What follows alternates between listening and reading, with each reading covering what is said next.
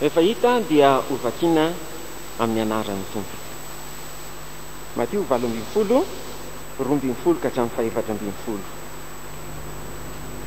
Ahoana no hevitrareo raha misy olona manana ondry zato ka maniny anankiray moa tsy amelany 7:20 va izy ka ankany an-tendrombohitra sy hitady ilay nani?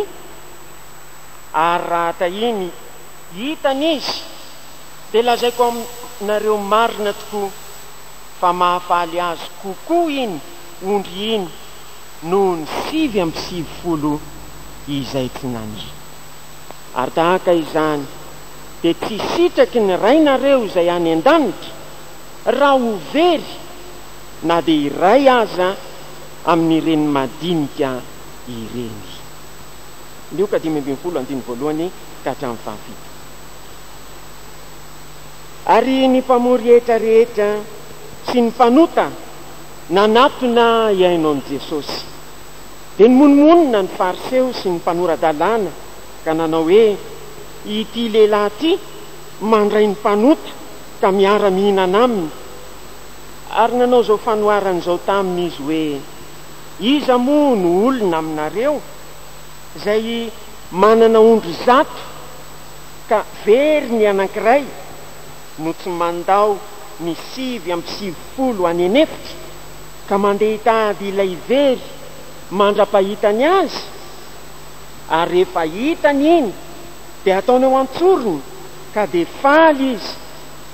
Ary rehefa tonga ao an-trano izy dia mamory ny sakaizany sy ny namany ka manao aminy hoe avy ara-mifaly amiko fa efa hitako ilay ondriko very.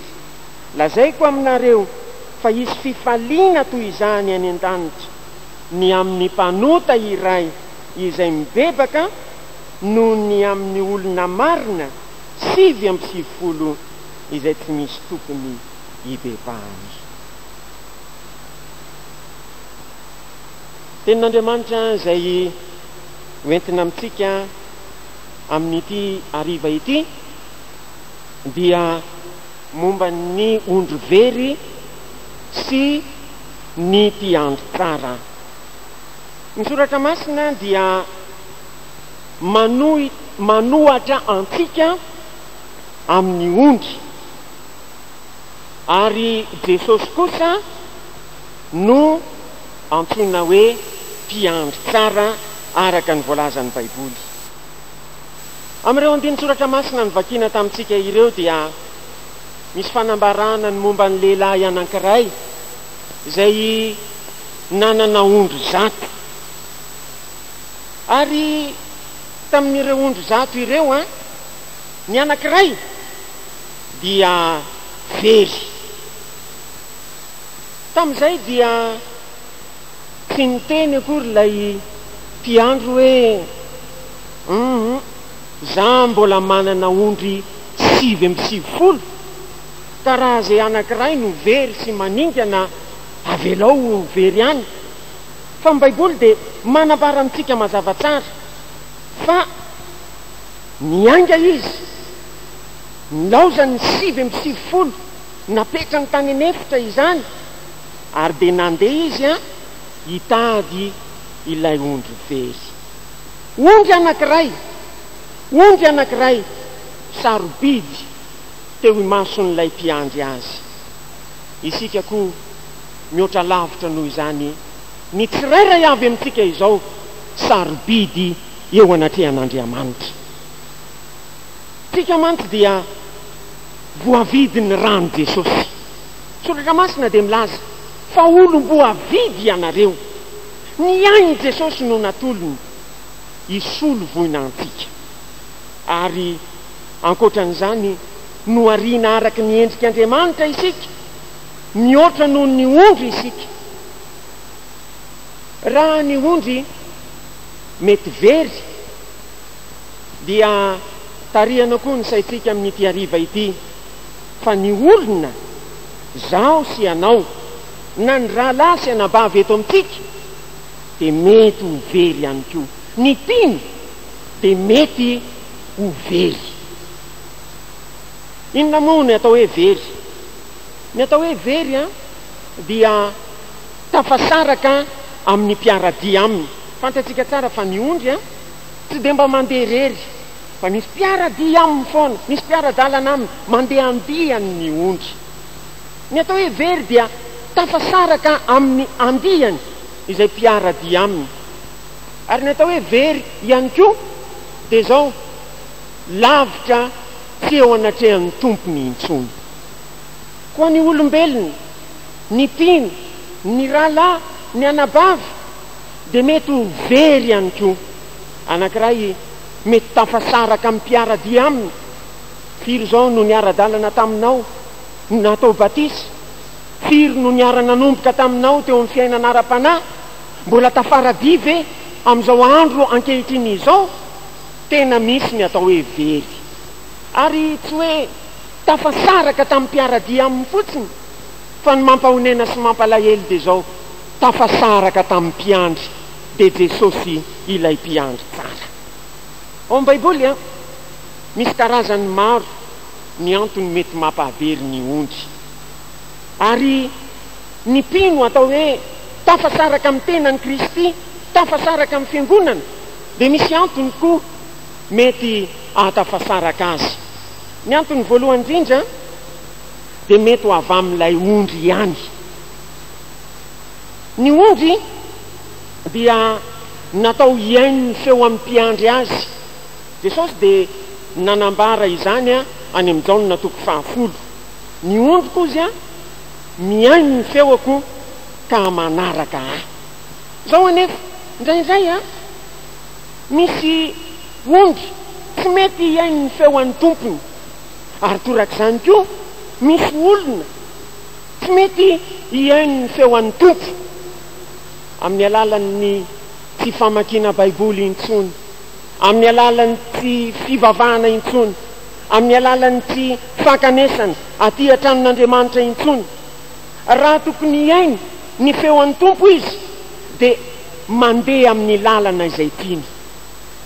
Raviravizan'ny ahitra maitso ery alavidavitra ery izy, raviravizan'ny fampianarana hafahafa eto sy eroa izy, dia manjary mandeha any. Anefa ny zavatra hita tafasaraka amin'ny mpiaradia aminy izy, ary tafasaraka amin'ny tompony izy. Izy mihitsy zany ilay ondry mihitsy no nani. Zay mampatonga ny soratra masina ilaza any amin'ny Isaia 3:50 andininy fahenina hoe tahaka ny ondry isika ozy, samy efa nani ho amin'ny lalantsika avy. Ao amin'ny bokin'ny John Bunyan, ny dian'ny mpivahiny, dia notorona lalana kristianina sy andremanatena mpiara-dalana taminy mba handeha amin'ny lalana mahitsy hatrany. Zao no nambara taminy hoe rehefa mandeha dia ny lalana ety sy ny lalana mahitsy arahana. Dia mandeha nefa dia tonga teo amin'ny toerana anankiray izy izay nahita ny lala mahitsy, nefa teo akaikin'izay koa misy lala mahitsy hafa. Ary dia sanganena teo ireto mpivahiny reo lahy hoe izy amin'ireto ny lalana tokony izorana. Tsy tapitapitra izay misy olona mainty be ny akanjo fotsy izay nilaza taminy hoe ndeha ho aiza ianareo raha ondrina, dia hoy izy roa lahy hoe andeha ho any amin'ny tany Kanana izay, andeha ho any Ziona. Raha andeha ihany nareo izy manaraha fa za koa mba andeha any amin'izany toerana izany. Dia nanomboka nanaraka an'io lehilahy io izy roa lahy kristianina sy andriamanatena. Rehefa nandeha kelikely nefa dia ohatran'ny mivily lalana, ilay lalana izay narahandry zareo, nefa tsy dia tonga saina loatra izy roa lahy, fa heveriny fa marina tokoa ny tenin'ity olona mpitarika azy ity. Tanjo rehefa nandeha tao alolo teo nisy fandrika arato, ary tafatsorapaka tao anatin'ny fandrika arato tao izy roa lahy.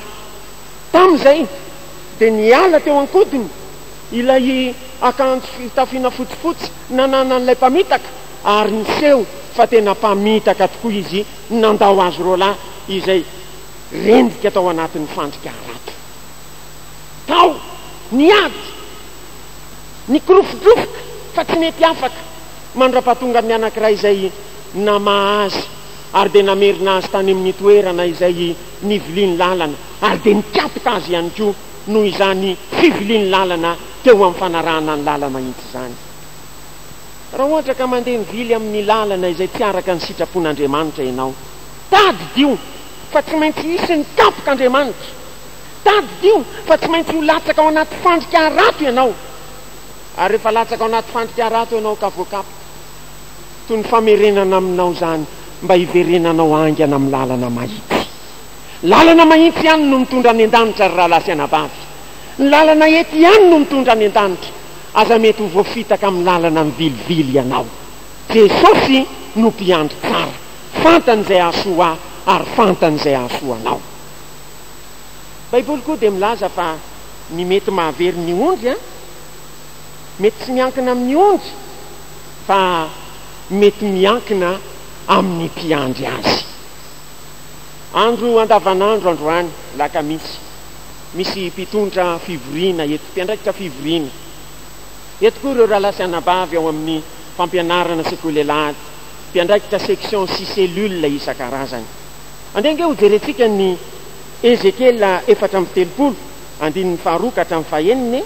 Ezekela 4:30 andininy 2 ka hatramin'ny 9. Ezekela 4:30 andininy 2 ka hatramin'ny 9. Ry zanak'olona, maminany ny amelezana ny mpiandry ny Israely.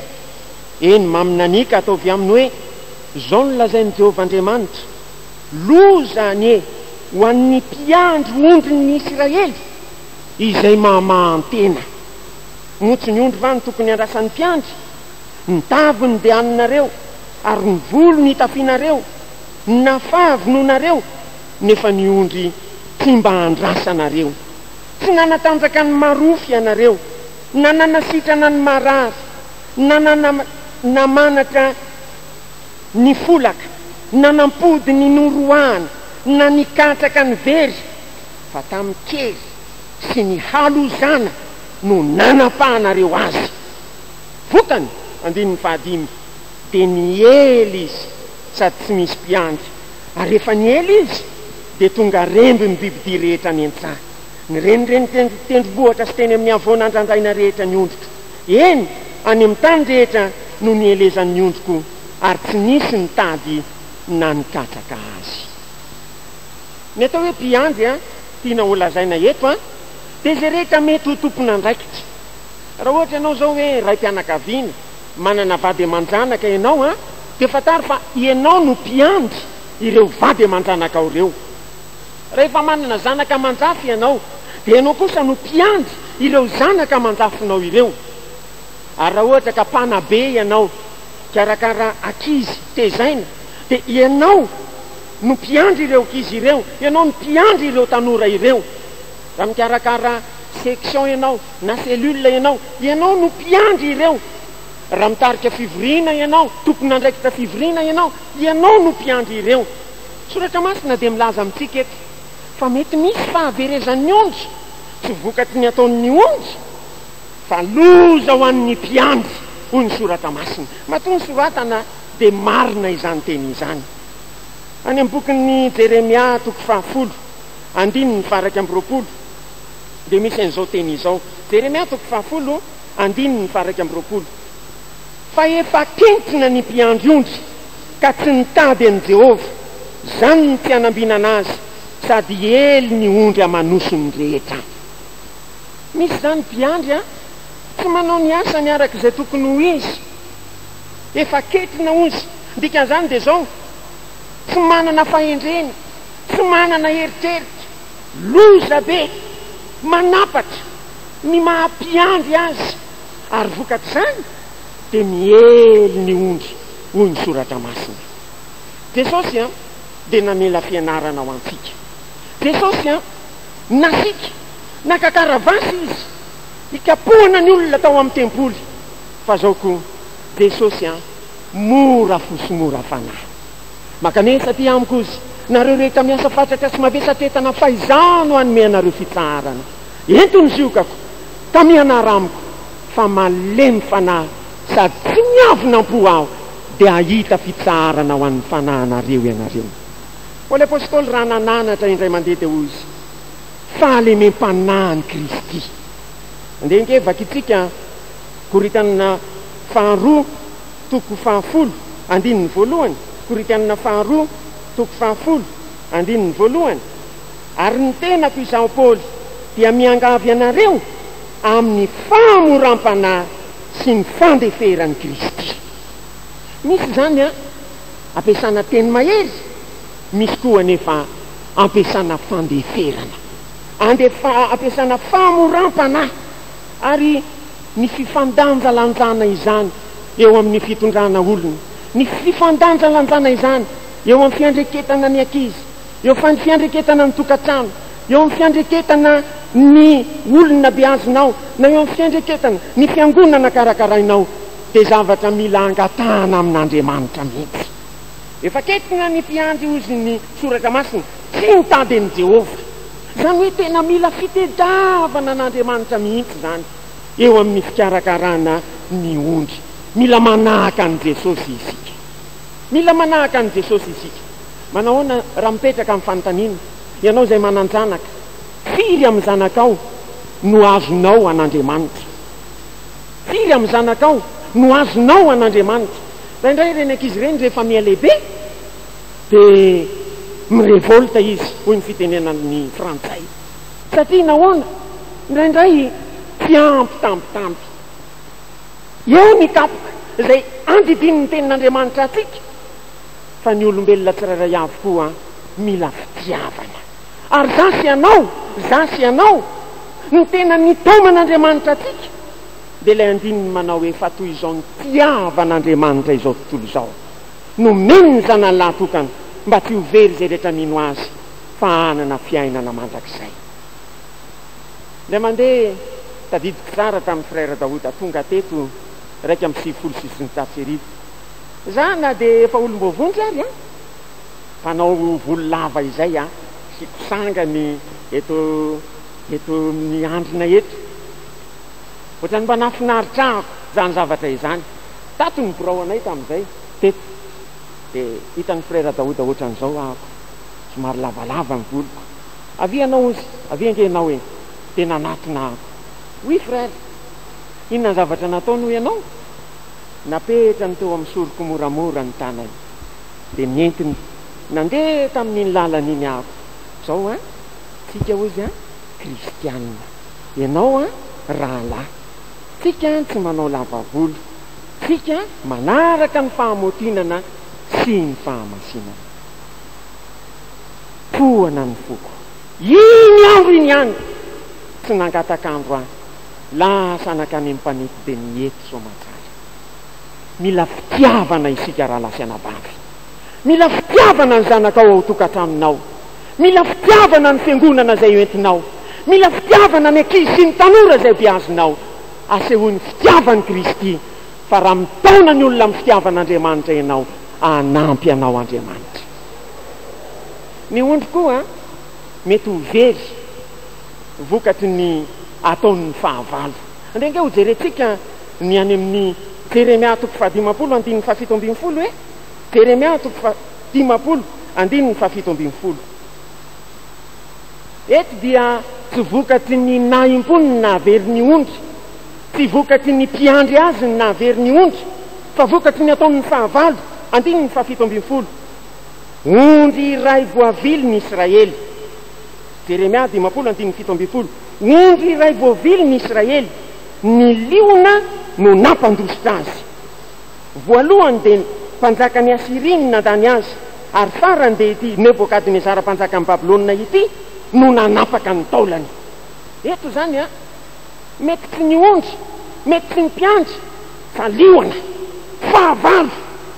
Mety misy koa ondry mani, na olona na rahalasy anabavy izay mani, vokatry ny ataon'ny fahavalo, dia ny devoly izay tena milofo.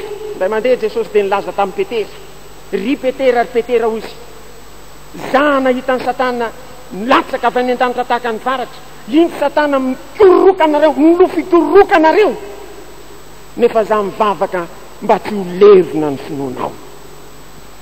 ity fiangonana Jesosy mamonjy ity dia mana-tantara. Tamin'ny taona 1927 no nanaovana ny campagne d'évangélisation tany Fianorivo.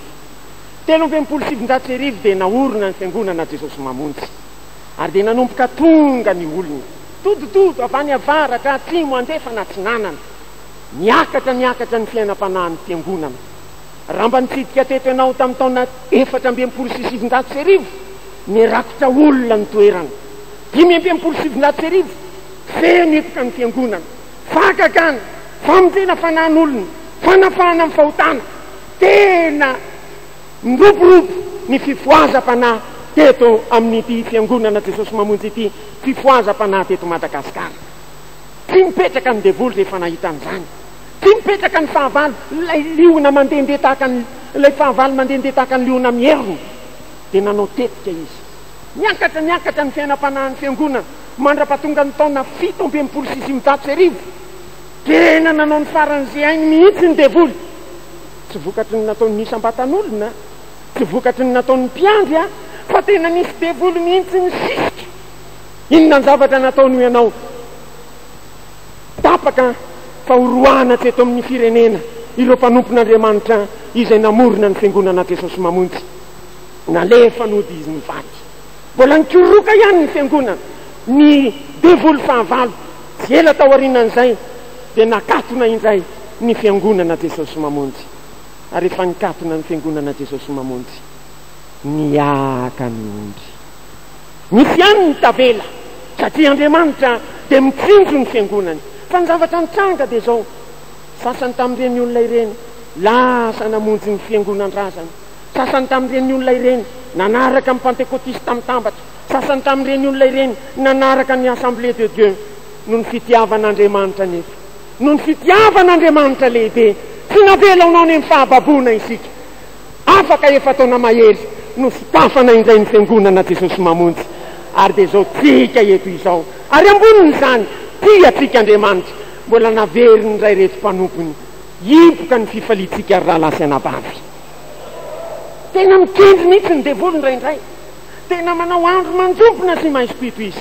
Nefa zao aza mijery ny devoly ianao, toero ny devoly dia andosina anareo ny soratra masina, zao ny nisehony zanak'Andriamanitra dia niandrava ny asan'ny devoly. Faha-efatra manarakarak' izany, ny mety mahavery ny ondry dia vokatry ny ondro matavy io ny soratra masina. Inona indray ary zany ho ianao angamba? Inona natao ondro matavy? Andeha ho jerentsika ny Ezekela 4:30, andininy fa 2:20. Ezekela 4:30, andininy 2:30. Ezekela 4:30, andininy 2:30. 2:20 azafady. 2:20. Koa izao nolazainy Jehovah-Andriamanitra aminy, indro iza, eny izao ny tsara ny adiny ondro matavy amin'ny ondro mahi, satria nitehezanareo sy nisorokareo noentinareo manosika ny marary rehetra, ary nitandrokareo noentinareo manoto azy mandra-pandronjonareo azy ihany ivelany. Eto dia karazana ondro ihany, fa zao misy ondro matavy dia misy ondro mahi. Dia ozy ny soratra masina hoe ny ondro matavy manosika ny ondro mahi, dia aiza nefa ran'le ondro mahi any ivelany ny soratra masina. Dia hoy anefa amin'ny Baiboly tsy mitsahatra mangin'Andriamanitra, ho tsaraiko izy ny adiny ny ondro matavy amin'ny ondro mahi. Mamela ilaza aminao fa eto amin'ny fiangonana Jesosy mamonjy misy karazana olona izay efa nahafantatra ny fampianarana tsara, efa ela ny ainana teo amin'ny fanompona an'Andriamanitra, ary misy olona kosa vaovao mbola marefirefy ny finoany. Dia indraindray ireny olona izay efa ela ny etezana ireny, efa ela teo amin'ny fanompona ireny, efa mahita ny olona sendra mba mijoro vavolombelona nga ka mikavivy ilay vaovao, dia manakina no ataony, na miomeno ataony. Ondro matavy miady amin'ny ondro mahi. Na ihany koa manakina rehefa mba sendra tafaraka eny, dia ny olona izay marefirefy dia atositosika, nefa rany tsy mba tavela amin'ny andehan'ny ondro izy, fa lasa ny ivelan'ny vala. Zao anefa ny zavatra mitranga, rehefa lasa ny ivelan'ny vala ny ondry dia manizy any, remby ny bibidy izy any, ary tsy mba misy fiarovana any ivelany any. Anjara tsika tsirairay avy rahalahy sy anabavy no mieritreritra manao ahoana mifampitondratsika amin'ny rahalahytsika, manao ahoana mifampitondratsika amin'ny amin'ny rahavavitsika, moa ve mitoetra tsara eo amin'ny fifankatiavana ny mpirahalahy sy ny mpirahavavy sa kosa mifandronjony ary ny fanosika ny velany. Ranona aloha dia hitako mihitsy fa tena miverin-dalana mihitsy izy, ranona aloha dia hitako mihitsy fa efa manao ny tsy mety mihitsy izy. Tia rahalahy sy anabavy, ampanjakao hoe ny fitiavany Kristy, ampanjakao ny fitiavany Kristy. Ary rehefa manjaka ny fitiavany Kristy ho hitanao fa hiasa Andriamanitra. Reny ondry atositosika ireny eny tonga dia rambasa ny fahavalo e. Botra ny apokalipsy, botra ny assemblée, botra ny pentekôtista mitambatra, tonga dia raisin'ireny olona ireny. Fa rehefa samy mifankaty isika, samy mifampiaro isika, samy mifampivavaka isika, mitambatra vato isika fa tsy misaraka ho fasika, miasa amintsika Andriamanitra. Raha ohatra mety ho very nefa ny ondry, satria misy ireo toe-javatra maro samihafa ireo. Mety ho very angamby ianao, mety ny tenanao ny tonga eto, fa misy dina alehanao izay naniavanao. Mety ny tenanao ny tonga eto, fa mety nanafotoananao no nataony mpiandraikitra anao. Na mety ho very ianao satria tojo ny tafiky ny fahavalo ianao, na mety ho very ianao satria naronjony olona ianao. Manana vaovao mahafaly aminao amin'ity hariva ity. Jesosy no mpiandry tsara, Jesosy no mpiandry tsara, ary antitra-terina eto fa Jesosy no mpiandry tsara. Ray mandeha misy mpiandry ondry izay nanana ondry, ary mpandalo eo tokotany ny ondry izay karakarainy. Eo amin'ny tokotaniny io dia misy lavaka fantsakana anankiray, lava-drano, lalina dia lalina.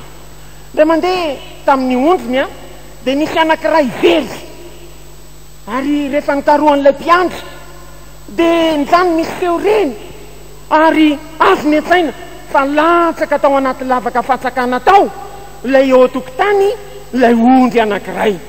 Tamin'izay fotoana izay dia nitodododo izy nijery, indry tokoa mibarareo ka eo ambany eo, ery ambany ery ilay ondry, ary mitsikafona eo amin'ny rano. Dodina ilay mpiandry, tokana ny hevitra tonga tao aminy dia niantsony zanany izy. Avy ianao anaka ho izy mantsy ny zanany lahy. Zao no ataotsika, latsaka tao anaty lavaka fatsakana ato ny ondritsika, fa zao fatorana mitady mahazaka ianao dia ho ampidinina ianao aka ny ry ondry ery ambany ery. Ary satria nanana fitiavana n'ilay ondry, ilay zanany lahy, dia nanaiky izy eny ary dada ho izy.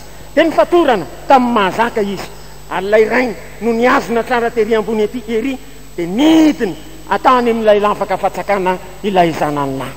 Dia hoy rainy, ahoana anaka mandeha tsara ve izao?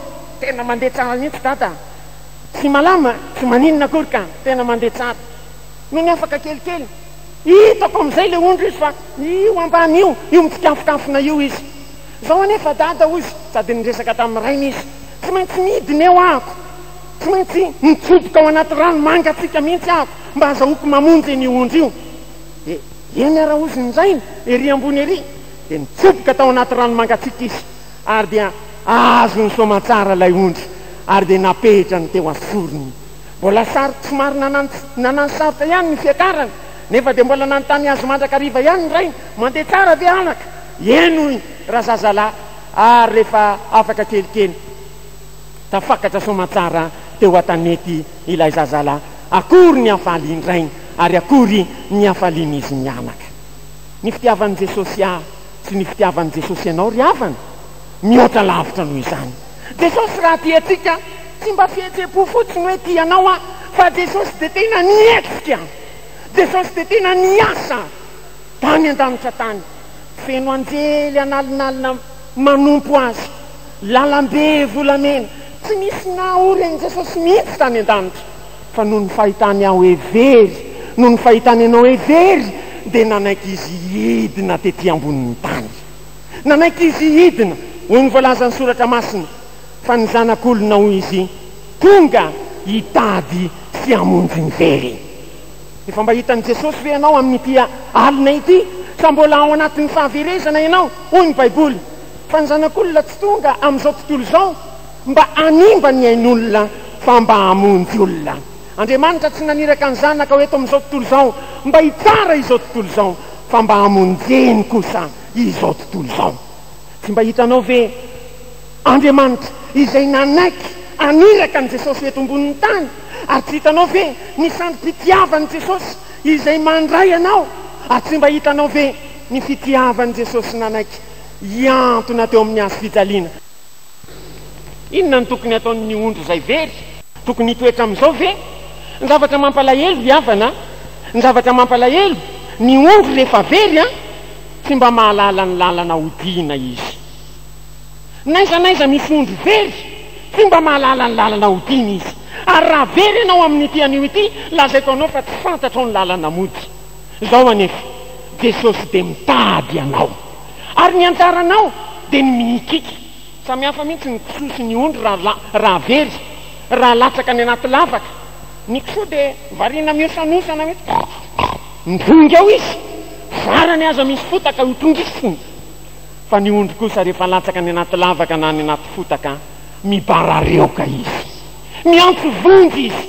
Ary ianao koa amin'ity anio ity, raha very ianao, antsoy ny anaran'i Jesosy. Hoy ny Baiboly, zay rehetra miantso ny anaran'ny Tompo no ho vonjena.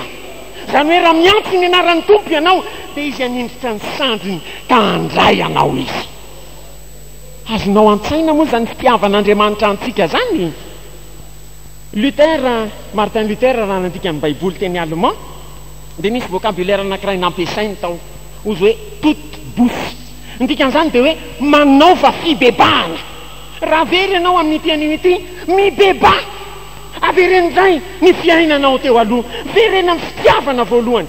Tiavindray ny mamaky Baiboly, tiavindray ny mivavaka, tiavindray ny tonga ty an-tranon'Andriamanitra, tiavindray ny manao ny asan'Andriamanitra, miverena amin'Andriamanitra, dia ho atsangan'Andriamanitra ianao. Davida nilaza indray mandeha, Jehova ny mpiandry aho izy. Ary eo ambanimbany kely eo, Salamo 3:20, andininy 7, manangana ny fanahiko izy ho izy. Zany hoe ainy Jesosy atao ny manangana ny fanahanao indray. Ainy Jesosy atao ny mamerina ny fanahanao indray. Raha ohatra hoe very ny tsikasina tetsy ianao, ny osipotaka tetsy ianao ka miantso an' Jesosy mibebaka, ialay teto ny toerana nisy ianao taloha, nefa tafotohany ianao, nefa nisy zavatra nazo anao, lasa taria tsisy ny taria ianao. Azony Jesosy atao zany no maka anao amin'iny toerana iny, dia mamerina anao eto amin'ny toeranao indray. Zay no atao hoe manangana ny fanahiko indray izy. Tafaverina ary ianao ve ankehitriny, sa mbola lavitra an'Andriamanitra ianao, miverena amin'Andriamanitra dia handray anao izy. Efa mba namivakiana moa ilay boky mitondra ny lohateny hoe Back to Bethel, na ihany koa hoe fananganana indray ny fanahy. Ampirisihana antsika tsirairay avy, azavarina ny fahaverezana any ianao fa hovery any ny fanahinao, fa miverenao amin'Andriamanitra. Vakio ireny boky maso ireo, ireny ampitao amin'ny Baiboly, vakio ny Baiboly, dia ho fitafaverina indray ny fanahinao. Tamin'ny taona 1970, nisy generaly anankiray izay antsona hoe Général Garibaldi. Izy io dia generaly mahafatra-po tokoa. Rehefa nody izy indray mandeha, dia fanena indray arivariva, fanena tamin'ny mpiandrondry anankiray, dia taraina tamin'ilay mpiandrondry hoe very ny ondroko izy, misy ondra keloko anankiray izay very ho izy. Rehefa nahita an'izany ity generaly ity, dia honena tohana ny fony.